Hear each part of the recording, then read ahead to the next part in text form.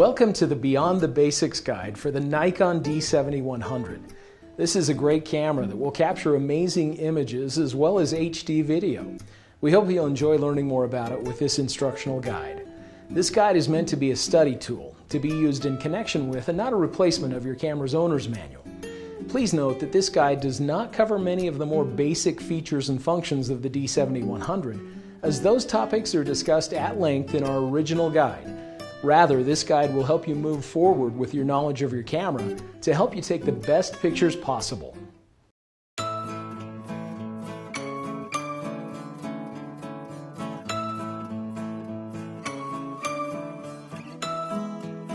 Your D7100 has many buttons, dials, and features that are fully customizable. By customizing the functions of your camera, you'll be able to access your most frequently used settings and make your camera even more intuitive. Making changes to the functions of the customizable buttons is done in the camera's menu system under the Custom Setting menu. Here, select Menu F, Controls. Within this menu, you can select many different buttons and controls to customize to your liking. Let's take a look at each of these options now.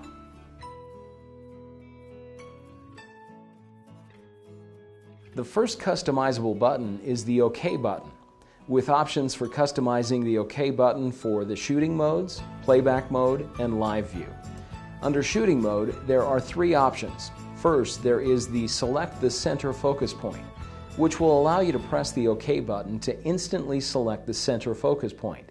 Next, there is the Highlight the Active Focus Point, which will allow you to press the OK button to illuminate the active focus point in red.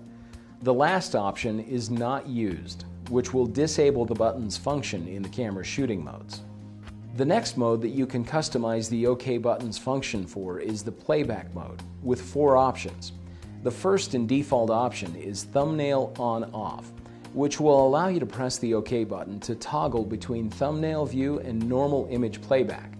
The next option is View Histograms, which will allow you to press and hold the OK button to view a large histogram over the displayed image.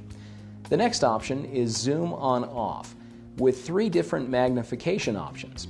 When the Zoom On/Off option is enabled, pressing the OK button in the camera's playback mode will allow you to instantly zoom in to the desired level of magnification on the displayed image. The last option for the OK button in playback mode is Choose Slot and Folder. When this option is selected, pressing the OK button in playback mode will allow you to quickly choose the card slot and folder that you'd like to playback images from. The final mode that the OK button can be customized for is Live View. Here, there are three options. First, there is Select Center Focus Point. When this option is selected, pressing the OK button in Live View will instantly set the focus point back to the center in Live View shooting. The next option is Zoom On/Off, which will allow you to press the OK button in Live View to see a magnified view of the scene at the selected focus point. This is a useful feature to help you check for good focus before you take the picture in Live View. The final option for customizing the OK button in Live View is Not Used, which will disable the OK button's function in Live View.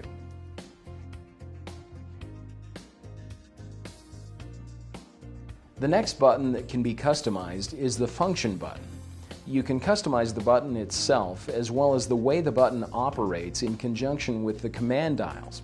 First, let's look at the options for customizing the role played by the Function button. You can choose from almost 20 different options. First, you can choose Preview. When this option is selected, pressing and holding the Function button will allow you to preview the depth of field with your current aperture setting. The next option is FV Lock, which will allow you to press the Function button to lock the flash value for the built-in and compatible external flash units. If you select this option, you can press the Function button once to lock the flash output, and then press the button again to release the flash value lock. The next option is the AE/AF Lock. When selected, the AE/AF Lock will allow you to press and hold the Function button to lock the exposure and focus until the shutter button is pressed completely. AE Lock only will allow you to press and hold the Function button to lock just the exposure setting. Next, there is AE Lock Hold. With this setting, the exposure will be locked when the function button is pressed, and it will remain locked until the function button is pressed again. The AF Lock Only option will set the function button to lock the focus while the button is held down. Next, there is the AF On setting. When AF On is selected, pressing and holding the function button will activate the camera's autofocus, just like pressing the shutter button halfway. The Flash Off option will allow you to press and hold the function button to temporarily disable the flash. With the Bracketing Burst option, you can take a continuous series of bracketed shots with the camera in the single frame or quiet release modes. You'll simply need to press and hold the function button while you're pressing the shutter button, and the camera will continuously take a specified number of bracketed shots. The next option is Plus NEF RAW. You can use this option if you're shooting in JPEG and you'd like to shoot just a few raw images. Simply press the function button and then take the picture as you normally would. After the picture's been taken, the camera will resume using the JPEG only setting. Note that when the camera is shooting a plus RAW image, RAW will be displayed on the control panel. The next three options, matrix metering, center weighted metering, and spot metering, will activate the respective metering mode while the function button is pressed. Next, there is Viewfinder Grid Display, which will allow you to press the function button to display or hide the framing grid in the viewfinder. Next, there is Viewfinder Virtual Horizon, which will allow you to press the function button to view a virtual horizon in the viewfinder. Next, there is My Menu, which will allow you to press the function button to instantly view the My Menu. The next option is Access Top Item in My Menu, which will allow you to press the function button to instantly jump to the top item in My Menu. The next option is Playback. When this option is selected, the function button can be used as an additional playback button. The final option for customizing the function button is None, which will disable the function button.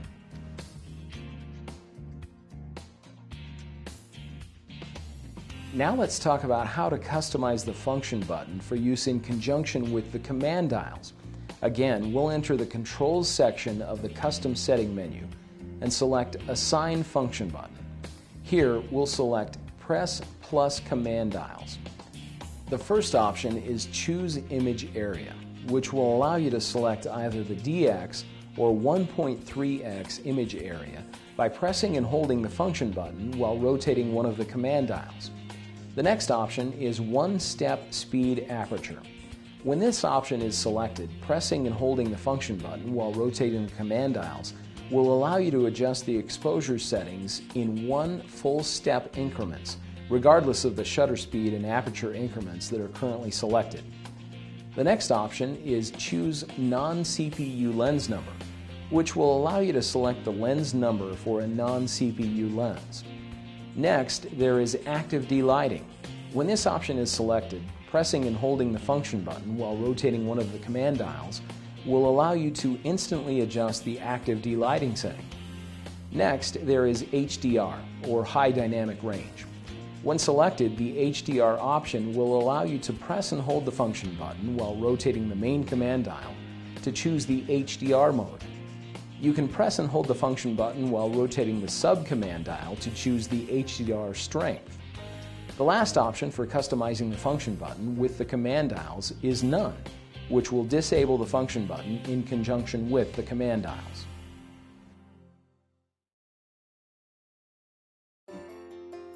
In addition to the function button, you can also customize the role of the preview button, as well as the function of the preview button in conjunction with the command dials. Each of the functions that can be assigned to the function button can also be assigned to the preview button, including Preview, FV Lock, AEAF Lock, AE Lock Only, AE Lock Hold, AF Lock Only, AF On, Flash Off, Bracketing Burst, Plus RAW, Matrix Metering, Center Weighted Metering, Spot Metering, Viewfinder Grid Display, Viewfinder Virtual Horizon, My Menu, Access Top Item in My Menu, Playback, and None. The options for customizing the preview button in conjunction with the command dials are also the same as the options for customizing the function button, including choose image area, one-step speed aperture, choose non-CPU lens number, active D-lighting, HDR, and none.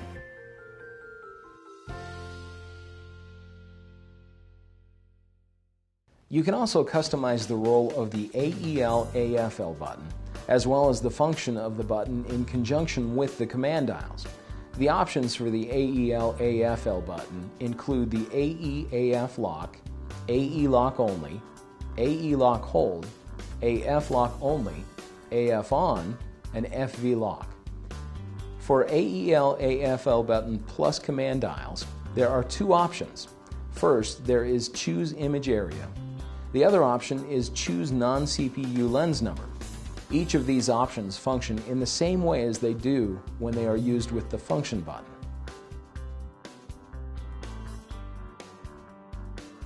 The next customizable controls are the command dials. You can select one of 4 different options. The first option is reverse rotation, which will allow you to reverse the direction that you rotate the command dials when you're making changes to the exposure compensation and shutter speed aperture settings. To use this option, select the setting or settings you'd like, press the right side of the multi-selector to make your selection, and press OK to save changes. The next option for customizing the command dials is Change Main Sub. With this option, you can reverse the roles of the main and sub command dials. If off is selected, the default settings of main command dial, shutter speed, and sub command dial, aperture will be used. If on is selected, the roles of the command dials will be reversed, and the main command dial will control the aperture, and the sub command dial will control the shutter speed. The other option, on mode A, is for when you want the roles of the command dials to be reversed only when the camera is in aperture priority shooting mode, which will allow you to use the main command dial to set the aperture in the aperture priority mode. The next option is aperture setting, which allows you to select how you'd like to be able to adjust the aperture setting. If sub command dial is selected, the aperture can be selected only using the sub command dial. If aperture ring is selected, you can select the aperture only with the aperture ring that is available on specific lenses. If your lens does not have an aperture ring, aperture will be adjusted with the sub command dial regardless of the option that is selected. The final option for customizing the command dials is menus and playback. There are 3 options for this setting. First, you can select off, which will mean that the command dials will have no effect on accessing the menus and playback. If either of the other 2 options, on or on image review excluded, are selected, the command dials can be used to navigate through images in playback and to navigate the menu system. If you want to prevent the command dials from scrolling through images during image review, you'll want to select on image review excluded.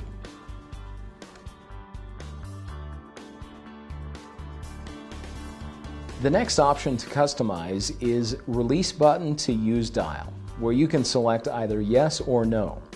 This option applies to the exposure compensation button, flash compensation button, the ISO button, the quality button, the white balance button, the AF mode button, and the bracket button. If you select yes, you can press and release the button, then rotate the main or sub command dial to make changes. If you select no, which is the default option, you will need to press and hold the button while rotating the command dials to make adjustments. The next option that you can customize on the D7100 is Slot Empty Release Lock. With this option, you can choose what you would like the camera to do when there is no memory card inserted.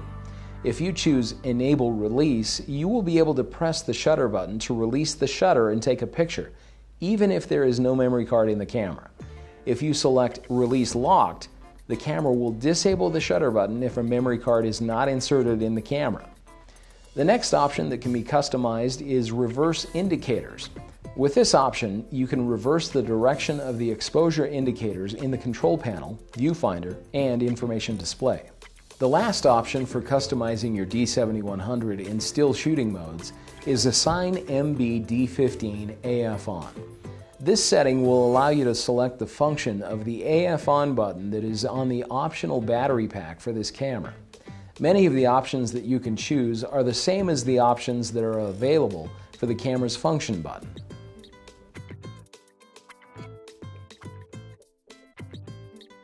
Although it's reasonably easy and efficient to use the camera's menu system to format the memory card, there's an even faster way to do this. Press and hold the delete button and the metering mode button at the same time. Format, the number of shots remaining, and the card slot will flash on the information display. To change the card that will be formatted, rotate the main command dial. Press both buttons a second time to confirm that you'd like to format the card. Another handy feature is the ability to use the ISO and exposure compensation buttons to perform a 2-button reset.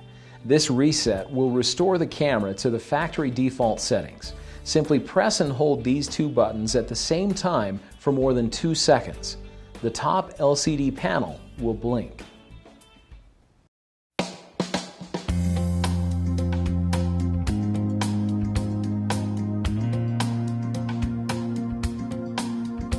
Bracketing is a technique that allows photographers to take several versions of the same photo, but with different settings.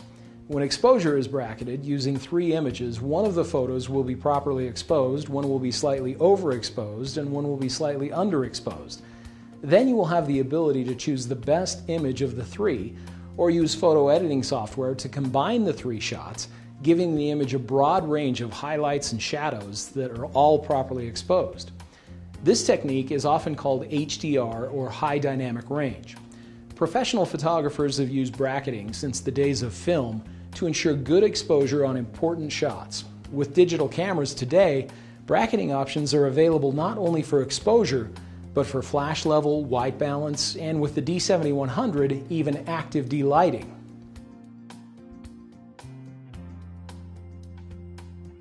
Let's first look at how to configure the camera for exposure bracketing. The first thing you'll need to do is set the release mode. When you're using one of the continuous release modes, you'll press and hold the shutter button to record the number of frames you'd like.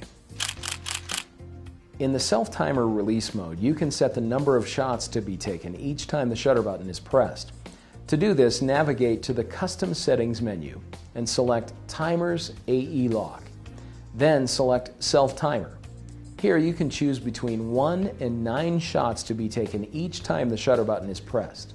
For the other release modes, 1 shot will be taken each time the shutter button is pressed. We'll choose the Continuous Low Speed Release mode.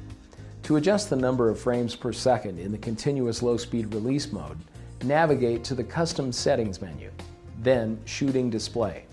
Scroll to D5 CL Mode Shooting Speed and select the number of frames per second.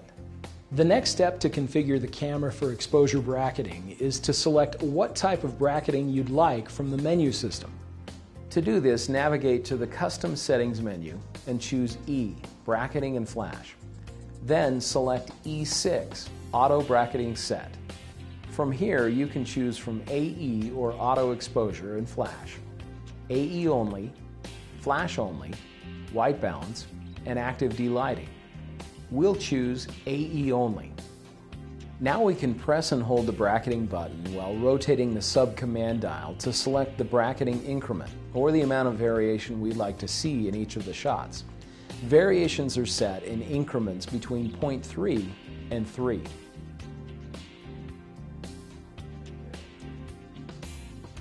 The larger the number, the more variation in exposure there will be. If you select a smaller increment, like 0.3, the images will have less variation. After we've chosen the bracketing increment, we'll need to choose the number of shots. To do this, press and hold the bracketing button while rotating the main command dial. You can choose to have 0, 3, 5, -2, +2, -3, or +3 frames. If you choose to have 3 frames, one will be standard exposure, one will be underexposed, and one will be overexposed. If you choose 5 frames, the first will have the standard exposure, the second will be very underexposed, the third will be slightly underexposed, the fourth will be slightly overexposed, and the fifth will be very overexposed. The other frame options for bracketing are plus and minus 2 and 3 options. If minus 2 is selected, 2 shots will be bracketed, with one being the standard exposure and the other will be underexposed.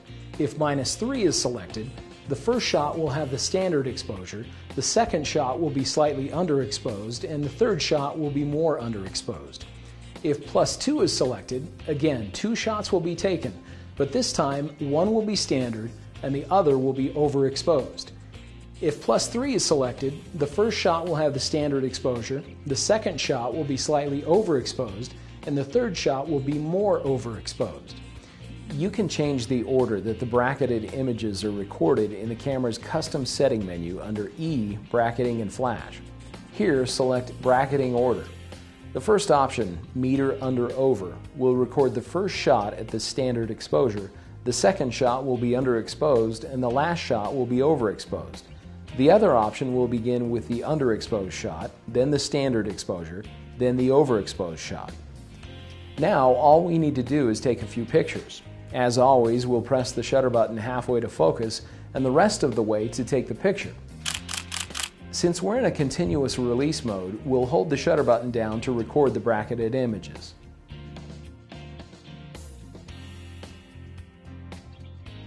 Now that we have experimented with exposure bracketing, let's look at the flash level bracketing feature.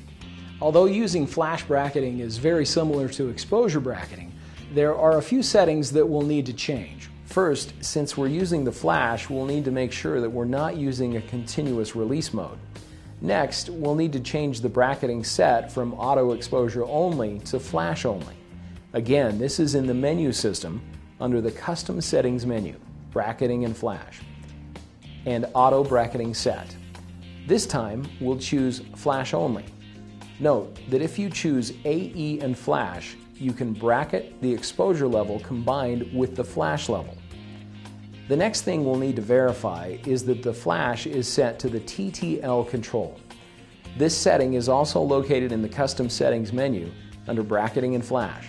Select flash control for built-in flash and choose TTL. With the TTL flash control, the flash output is automatically adjusted. The other 3 flash options, manual, repeating, and commander mode, will not produce accurate results when bracketing. Now, all we need to do is set the number of frames to be bracketed as well as the increment that we'd like. Again, we'll just press and hold the bracketing button while rotating the main and sub command dials. Rotating the main command dial selects the number of frames, and the sub command dial selects the increment. Finally, we'll take some pictures. As always, we'll press the shutter button halfway to focus and the rest of the way to take the picture. In the single release mode, we'll need to press the shutter button 3 times to take separate bracketed shots.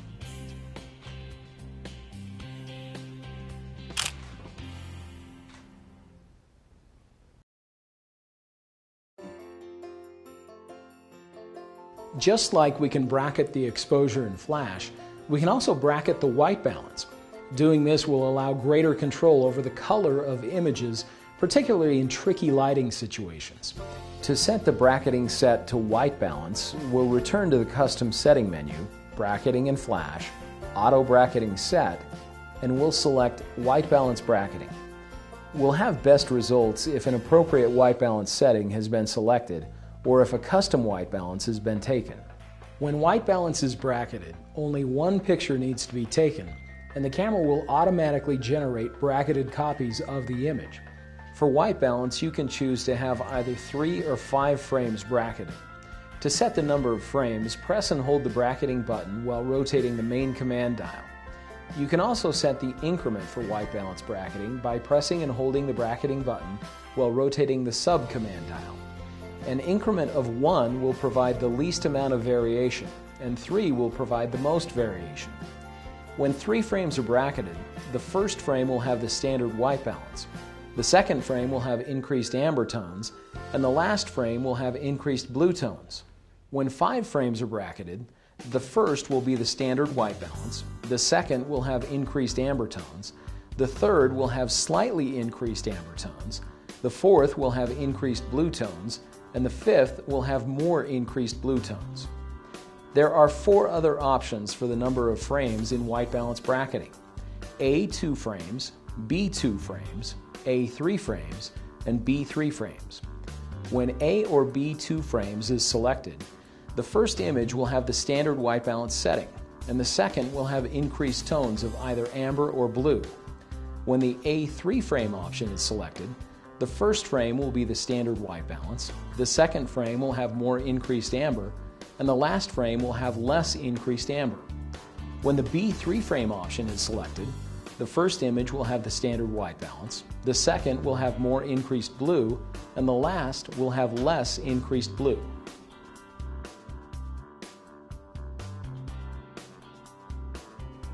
In addition to bracketing exposure, flash, and white balance, the Nikon D7100 also allows you to bracket the active delighting. Active delighting is a feature on many Nikon digital SLRs that improves the detail and shadow and highlight areas of your image. It is particularly useful in scenarios where important parts of the subject are shadowed, people outdoors in full sun, for example. It's important to note, however, that if the active delighting setting is too high, more noise may be visible in the shadow areas of the image. When you are bracketing active delighting, one bracketed shot will be taken each time the shutter is released. So if you choose the 3-frame option, you will need to take 3 separate pictures. To set the bracketing set to active delighting, we'll return to the custom setting menu, bracketing and flash, auto bracketing set, and we'll select ADL, or active delighting bracketing. The other thing that we'll need to look at in the menu system is the active delighting setting. That setting is located in the shooting menu. We'll select active delighting and normal. We can choose to have up to 3 frames bracketed by pressing and holding the bracketing button while rotating the main command dial. When you're bracketing active delighting, one bracketed shot will be taken each time the shutter is released. So if you choose the 3-frame option, you'll need to take 3 separate pictures. If you choose 2 frames, the first shot will be taken with active delighting off, and the second shot will have the selected active delighting setting. If you choose 3 frames, the first shot will have active delighting set to off, the second shot will be set to normal, and the third shot will be set at high.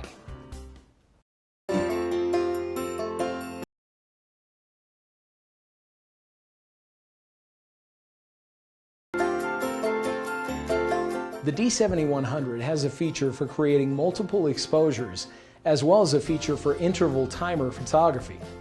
These features are great for creative and artistic shots, as well as for times when you'd like to document a specific series of events.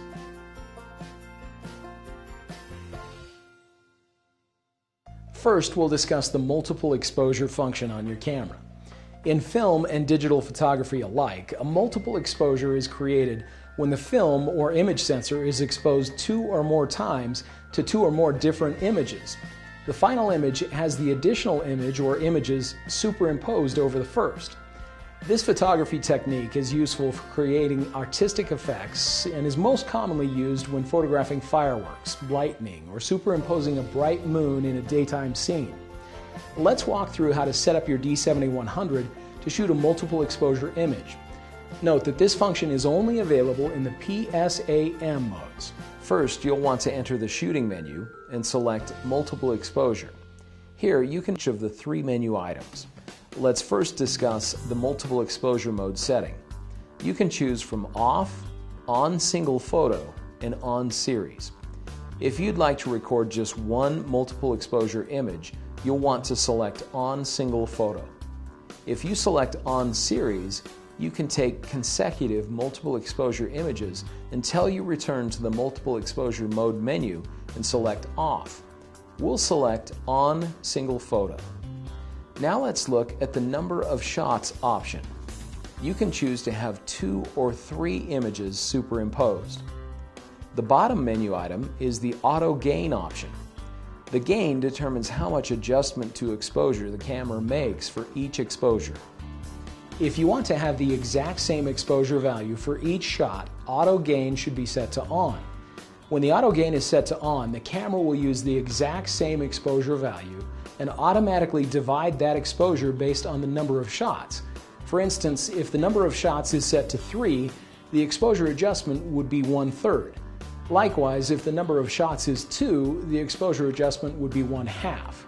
This way, when the exposures are combined into one image, the total exposure will be the equivalent of one proper exposure.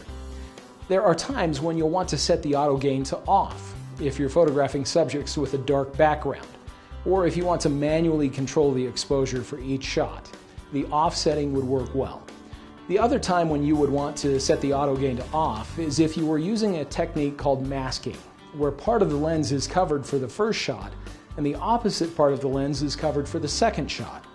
For these types of multiple exposure images, you'd want each shot to have a full proper exposure.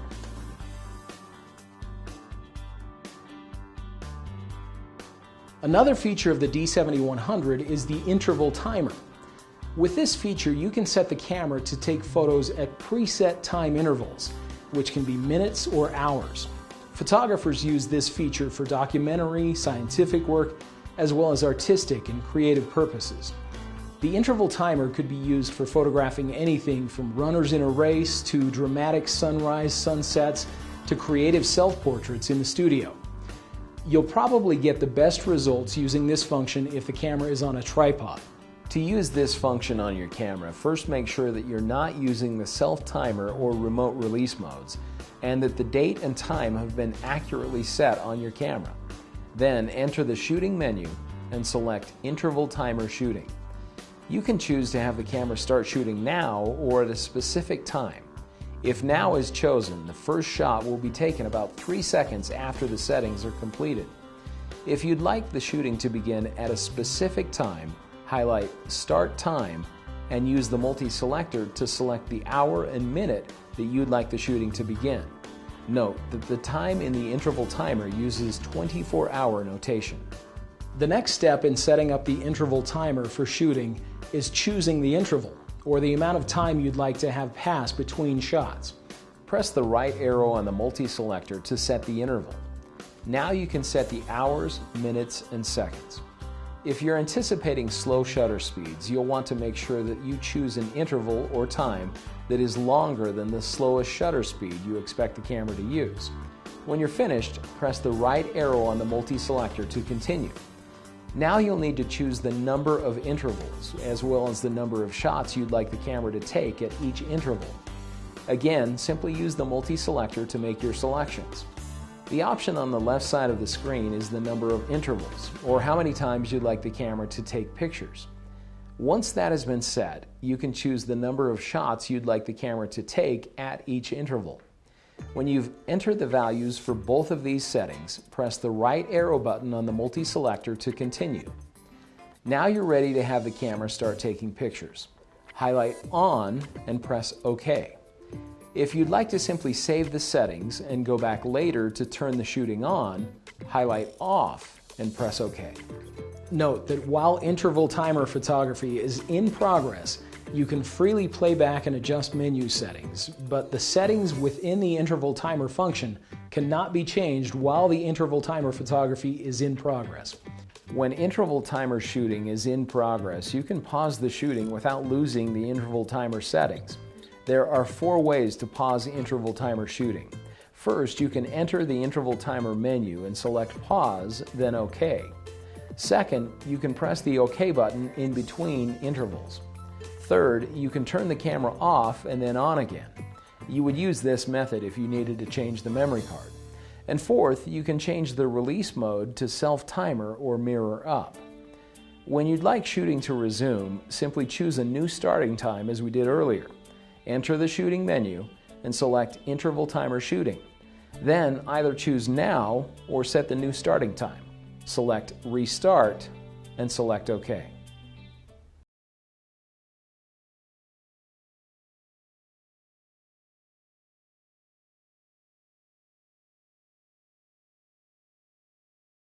Capturing impressive high-resolution still images, the Nikon D7100 can record full HD movies. Note that because the basic features of the camera's movie mode were covered in detail in QuickPro's original guide for the D7100, we'll primarily be looking at more in-depth features and functions of the movie mode. Let's first take a look at the options for customizing many of the camera's movie mode functions.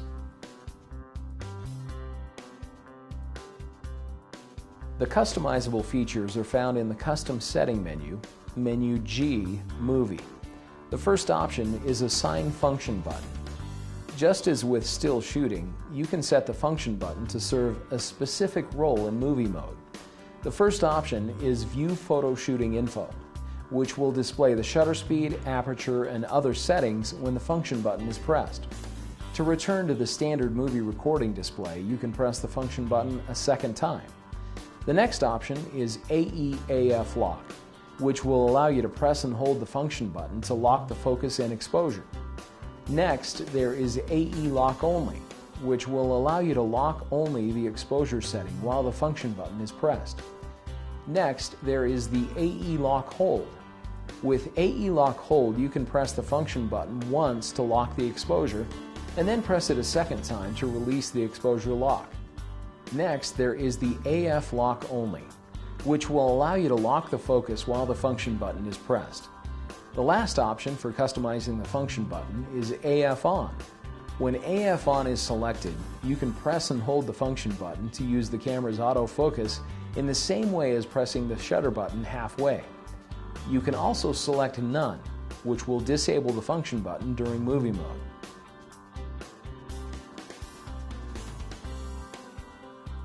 The next two buttons that you can customize for the camera's movie mode are the Preview and AEL/AFL buttons.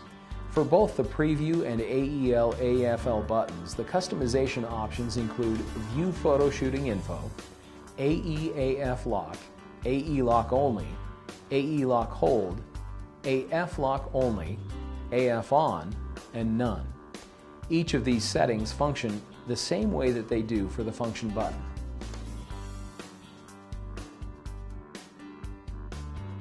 The final button that can be customized for use in the camera's movie mode is the shutter button. For this button, you can select one of two different options. First, you can select Take Photos. When this option is selected, pressing the shutter button completely during movie recording will end the movie recording and take a 16:9 aspect ratio still photo. The other option, Record Movies, will allow you to press the shutter button halfway to enter the live view in movie mode. Then you can press the shutter button completely to start or end movie recording.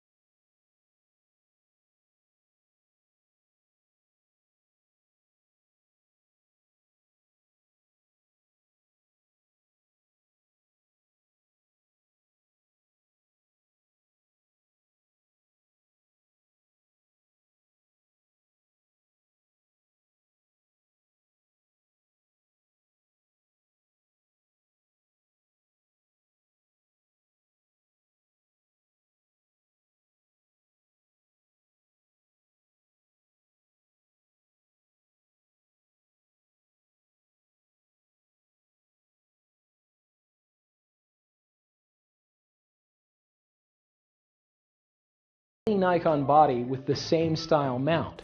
However, there are a few things that are important to know and remember if you're considering using older style lenses on your Nikon D7100. First, lenses that were produced prior to 1979, pre-AI lenses, will cause serious damage to your camera's mirror, so do not try to attach one of these lenses to your D7100 body. If you have questions about your lens, refer to your camera's owner's manual for a complete list of incompatible lenses and accessories. Most lenses produced after 1979, or AI lenses, can be safely attached to your camera body. But these lenses are lenses that are non-CPU, meaning that they will not automatically have the ability to meter or communicate with the camera. They are also manual focus lenses. One of the benefits of the D7100 camera is that you can input lens data for these lenses through the camera's menu system. Doing this will enable many of the features that are available on the CPU lenses, most importantly including the matrix metering option. Lenses that were produced after 1986 are considered to be CPU lenses and are generally fully compatible with the D7100 camera body. Most of them will autofocus and are capable of sharing important data with the camera body. A CPU lens can communicate with the camera body via these CPU contacts. The contacts will share a variety of information with the camera, including metering information as well as focusing distance. The lenses produced by Nikon today are CPU lenses and are identified as either a type G or D lens. The G or D is shown on the lens barrel. The main difference between these two types of lenses is that the D lenses include an aperture ring, like this, while the G lenses do not.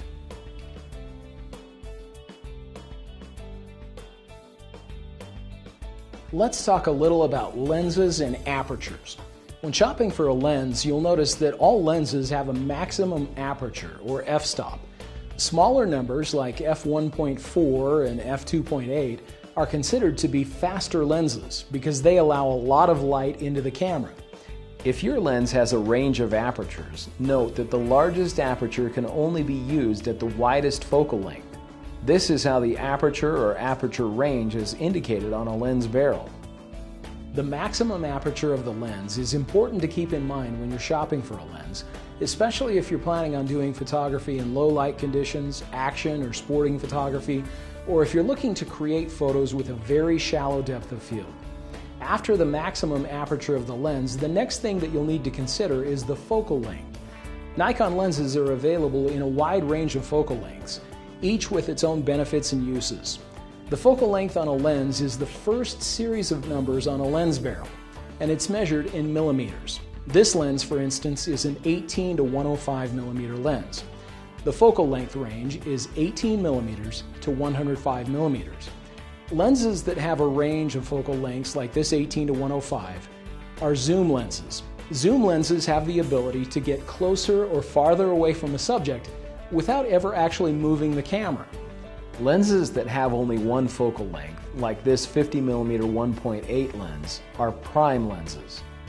Prime lenses do not have zooming capability, but many professional photographers prefer them, particularly for portraits, because of the great clarity they offer. With this understanding of focal lengths in millimeters, we can discuss some of the different ranges of focal lengths as well as the lens categories that different focal lengths fall into. Lenses that are less than 50 millimeters are considered to be wide-angle lenses. So the 18 to 105 that we just talked about could fall into the wide-angle range because it goes down to 18 millimeters. Wide-angle lenses are great for landscape shots as well as situations where space is limited and you want to include as much of the scene as possible. Mid-range lenses have between 50 and 85 millimeters. This range of focal lengths is great for family snapshots, portraits, and vacations. The 18 to 105 lens also falls into the mid-range category. These lenses are often referred to as walk-around lenses because they are so versatile and can be used for a variety of subjects and shooting scenarios. Telephoto lenses are lenses with over 85 millimeters and are great for getting closer to your subject. Sports and wildlife photographers use telephoto lenses extensively to zoom in on the subject. Telephoto lenses are also great for getting amazing close-up shots of flowers or other small objects. If you're photographing very small objects and you want to have the ability to capture even the smallest details, you want to look into a dedicated close-up or micro lens. The focal lengths for dedicated close-up lenses range between about 60 millimeters and 200 millimeters. In addition to apertures and focal lengths, there is one more important feature that you should consider when you're shopping for a Nikon lens: vibration reduction, or VR. Vibration reduction will help you get sharp photos at slower shutter speeds. This feature is especially useful in low light conditions and can make the difference between a photo like this and a photo like this.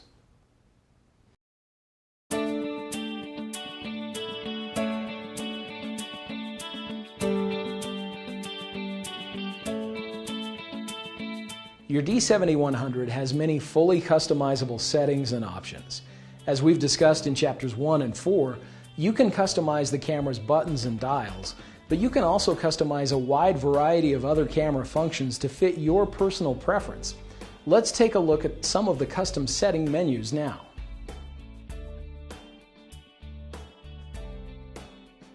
The first custom setting menu is menu A, Autofocus. The first two items in this menu are AFC and AFS priority selection. When you're shooting in the camera's AFC or AFS focus modes, you can choose what priority you would like to be given to the focus of the image. For both AFC and AFS modes, you can choose from Release or Focus. If Release is selected, the camera will allow the picture to be taken regardless of whether focus has been achieved. If you choose Focus, the camera will not allow the picture to be taken if it is not in focus. The next menu item in the Autofocus custom menu is Focus Tracking with Lock On. With this menu item, you can select how long the camera will wait to adjust the focus when the subject abruptly moves. This option prevents the camera from autofocusing on other objects passing through the frame when the camera is using focus tracking. You can select options from 1 short to 5 long. You can also select Off, which will immediately adjust the camera's focus when the focusing distance changes. Next, there is AF point illumination, with options for Auto, On, and Off. If Auto is selected, the active focus points in the viewfinder will be illuminated only when the subject is very dark. When On is selected, the active AF points will be illuminated, and when Off is selected, the active AF points won't be illuminated at all. Next, there is Focus Point Wraparound. With this option, you can choose whether or not you'd like to be able to have the focus point selection wrap around from one side of the viewfinder to the other. If Wrap is selected, you'll be able to continue scrolling when you reach any edge of the viewfinder, and the focus point will activate at the opposite side, top, or bottom. If no wrap is selected, scrolling will be disabled when you reach an edge of the frame. The next option is Number of Focus Points, which allows you to choose whether you'd like to use all 51 or just 11 AF points. Next, there is built-in AF Assist Illuminator. If On is selected, the AF Illuminator will light under poor lighting conditions to help the camera find focus. Note that you must use the AFS focus mode in conjunction with the Auto Area AF mode, or make sure that the center focus point is selected for the AF Illuminator to work properly. If Off is selected, the AF Illuminator will not light.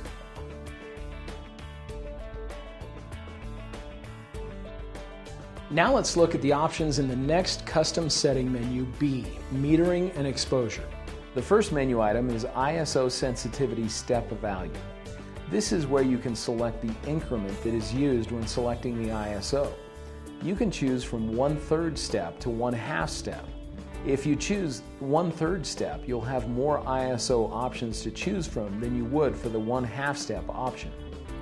The next option, EV steps for exposure control, allows you to choose 1/3 or 1/2 step for the aperture, shutter speed, exposure compensation, and auto bracketing exposure values.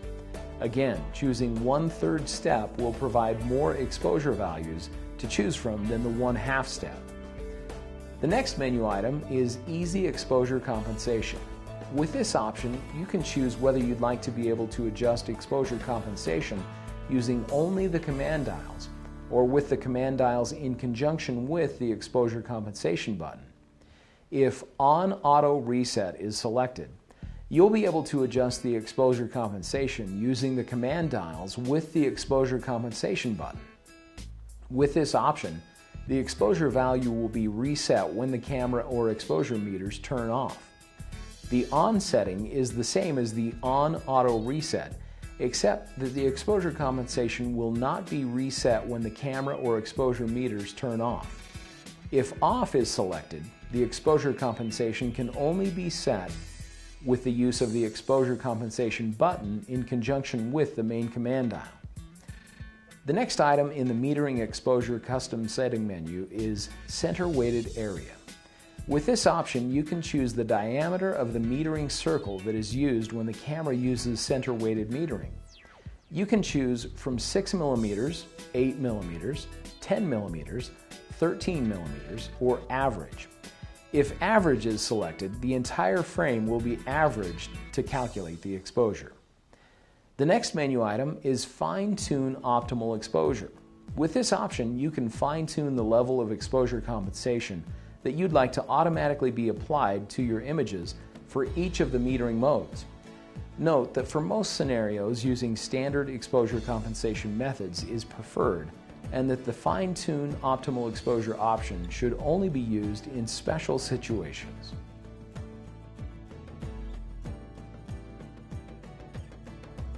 The next custom setting menu is C, Timers and AE Lock. The first item is Shutter Release Button AEL. With this option, you can choose whether or not you'd like to lock the exposure when the shutter button is pressed halfway. If On is selected, the exposure will be locked when the shutter button is pressed halfway. The next menu item is Standby Timer. This is where you can set how long you'd like the camera's exposure meters to remain active when the camera is not in use. You can choose from settings ranging from 4 seconds to 30 minutes, or you can select No Limit. Next, there is the Self-Timer setting. With this option, you can make adjustments to all of the self-timer settings, including the delay or how long the camera waits to take the picture after the shutter button is pressed. The number of shots, you can choose to have the camera take between 1 and 9 shots, and the interval, where you can choose how long the camera should wait between the shots.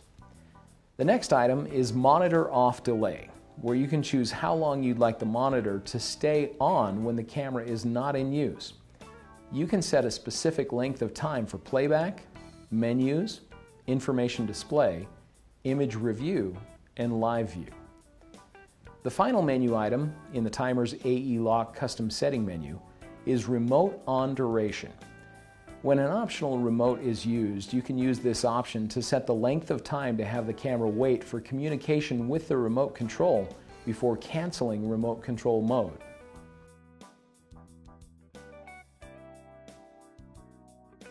The next custom setting menu is D, Shooting and Display.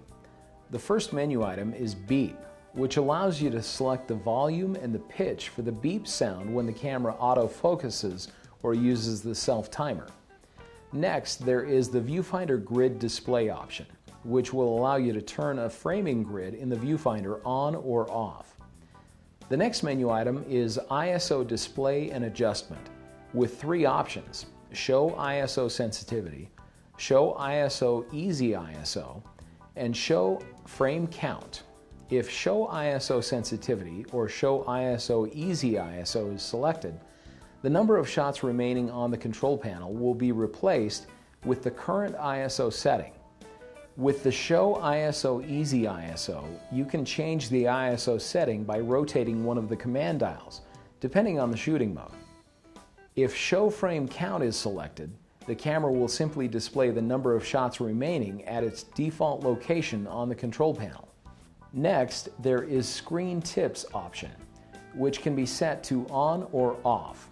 When enabled, the screen tips can provide helpful information for items that are selected in the information display. Next, there is the CL mode shooting speed. This is where you can select the number of frames per second that you'd like the camera to record in the continuous low-speed shooting mode. You can choose from between 1 and 6 frames per second. Next, there is maximum continuous release.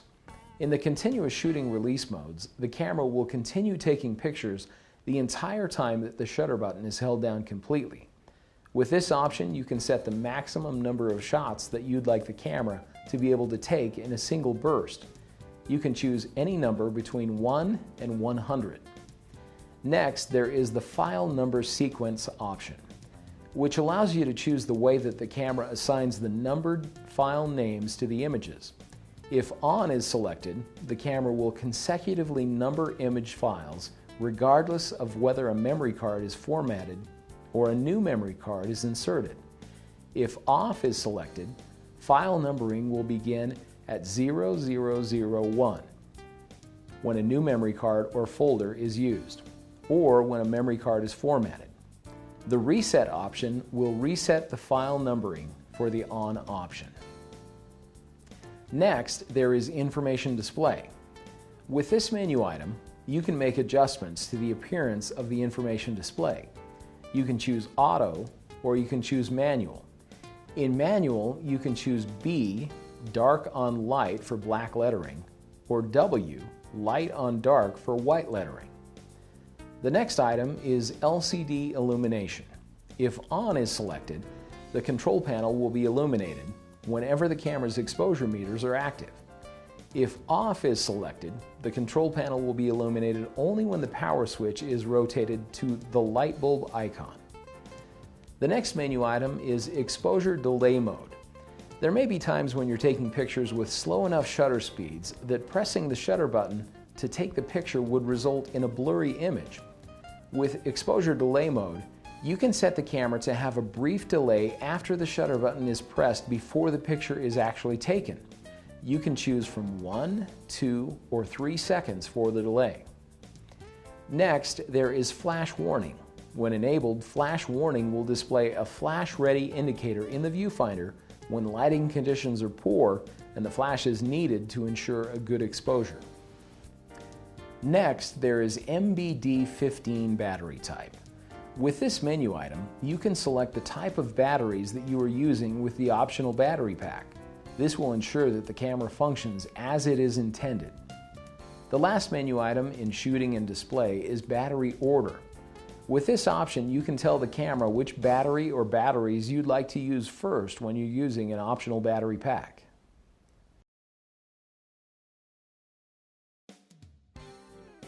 The next custom setting menu is E, bracketing and flash. The first menu item is flash sync speed, where you can choose the maximum shutter speed that can be used with the built-in or external flash unit. For the built-in flash, you can choose 1/200th of a second down to 1/60th of a second. If you're using a compatible Nikon external flash unit, you can set the shutter speed to as fast as 1/320th of a second using the Auto FP option. The next option is flash shutter speed, where you can select the slowest shutter speed that can be used with the flash in the program auto or aperture priority shooting modes. Next, there is flash control for built-in flash. This option will allow you to choose from several different modes for built-in flash. First, there is the sophisticated TTL mode. When TTL is selected, the flash output is adjusted automatically depending on the lighting conditions. Next, there is manual, where you can manually set the flash power output.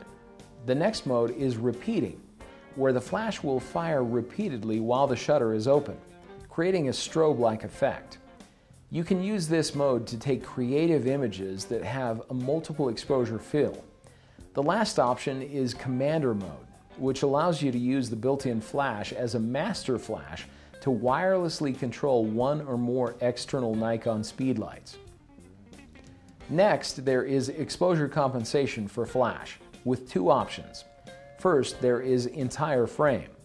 When entire frame is selected, both the flash level and exposure compensation will be adjusted. The other option is background only. When background only is selected, the exposure compensation will be applied only to the background in the image. The next menu item is modeling flash. When enabled, this option will allow you to press and hold the preview button when a flash is being used to see the effects of the lighting on the subject. The flash will fire continuously while the preview button is held down. The next two menu items are auto bracketing set and bracketing order. Both of these items are discussed in detail in Chapter 2 of this guide. There are two other custom setting menus, F Controls and G Movie. The Controls menu items are discussed in detail in Chapter 1 of this guide, and the Movie menu items are discussed in detail in Chapter 4.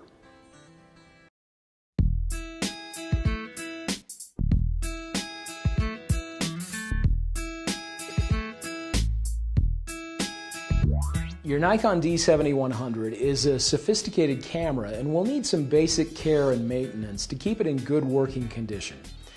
Here are some tips for storing your camera.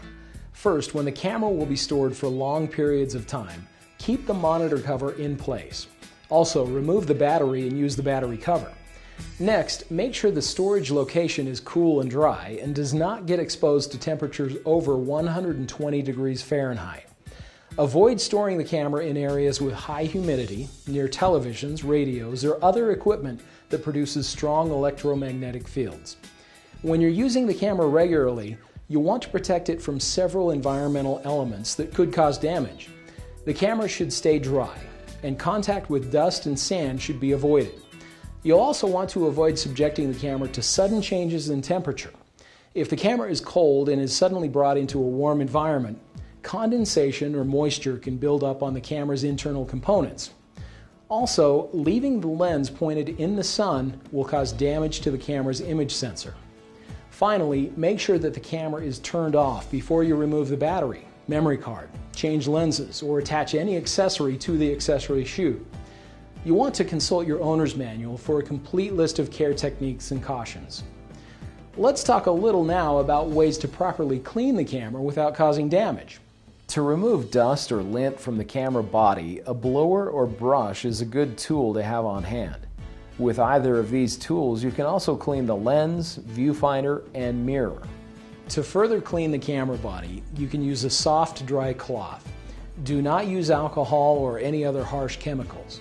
If the camera has been used at a beach, you can dampen a cloth in distilled water to clean the camera body. After the blower tool has been used to remove any dust and lint, you can use a soft cloth with a small amount of lens cleaner to gently clean the lens, monitor, and viewfinder. When you're using lens cleaning fluid, be sure to apply the fluid to the cloth and not the camera or lens directly. Your D7100 can be set to automatically clean the image sensor each time the camera is turned on or off. To do this, enter the camera's setup menu and select Clean Image Sensor. You can choose either Clean Now or Clean at Startup Shutdown. If you select Clean at Startup Shutdown, you'll need to also choose which option you'd like. You can choose Startup, Shutdown, or both. You can also choose to have the image sensor cleaning set to Off. You can also clean the image sensor manually. Step-by-step instructions are available in your camera's owner's manual. When cleaning the image sensor, great care should be taken, as damage to the image sensor can easily occur.